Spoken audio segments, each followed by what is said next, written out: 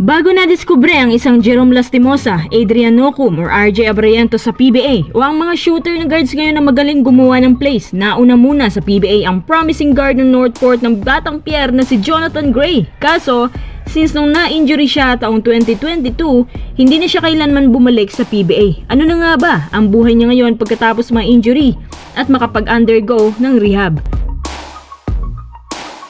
Gusto nyo ba i-feature din natin ang mga PBA players way back 80s or 90s?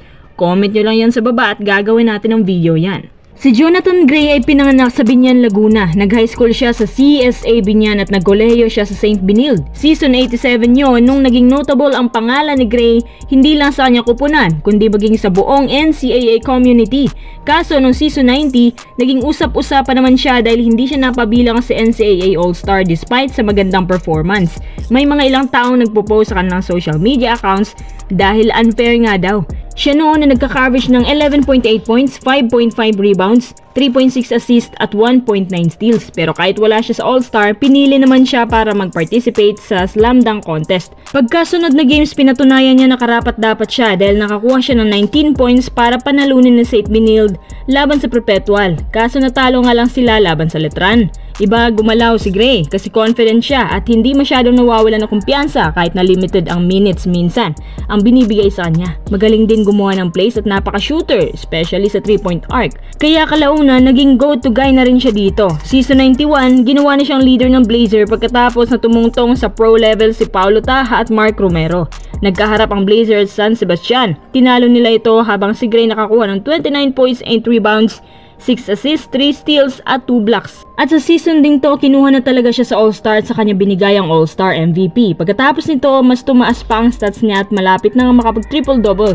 Pagkatapos ng season to, nagpa-draft na siya sa PBA. Taong 2015, nagkaroon ng problema si Gray sa pag-a-apply niya dahil di niya na-meet ang minimum requirement ng D-League games. Konti lang kasing nilaruan niya, kaya umulit siya sa pag-apply taong 2016. At ito na nga, kinuha siya ng Meralco Bolt 7th overall pick. Sa kanyang debut game, naging satisfying ang pinakita niya at nakakuha siya ng 11 points, 4 rebounds. Sumunod na game, naitala din niya ang kanyang career high 24 points laban sa Phoenix at napabilang sa Gilas. Sa kasagsagan ng All-Star game, nakakuha siya ng 19 points.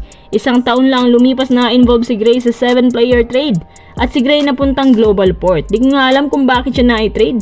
Nung na-injury si Romeo, si Gray ang nagsalba ng Batang Pier, scoring 13 points at ang napansin pa ng Global Port, napaka-consistent niya para siyang si Adrian Nocum sa panahon ngayon. Hindi po bumababa ng up to 13 points per game na gagawa niya. Kahit di nila kayang mag-playoffs pero maswerte pa rin ang Batang Pier na meron silang consistent player na gaya ni Gray. Kaso, sinundan nga lang ng kamalasan ng career niya no nagkaroon siya ng malalang injury, ang patellar tendon. Hindi siya nakapaglaro for entire 2020 season. Pero nakabalik naman siya taong 2021. Medyo ingat na nga lang si Gray at hindi na gaya ng dati. Simula sa mga oras na yon, pagkasunod na taon hindi na nagpapakita si Gray sa Northport. Ang dami nasasayangan sa karera niya. Kasi si Gray kung hindi lang na-injury, siguradong buhay pa ang PBA career niya. Naglalaro pa rin siya sa Northport, lalo na kapag mataas ang numbers mo every game.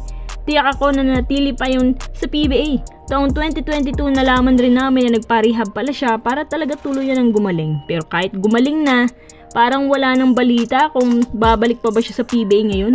Kung siya ay naglalaro pa sana ngayon sa PBA, sa height niya 6'3", tapos may shooting pa. Tiyak ako na pag-aagawan din siya. Teka, nasaan at ano na nga bang buhay niya ngayon? Base sa kanyang mga latest posts sa kanyang social media account, siya ay wala dito sa Pinas. Siya ay nagpagala-gala sa iba't ibang bansa. Pero lingid din sa inyong kalaman, siya ay nagpapakondisyon pa rin naman sa Binyan.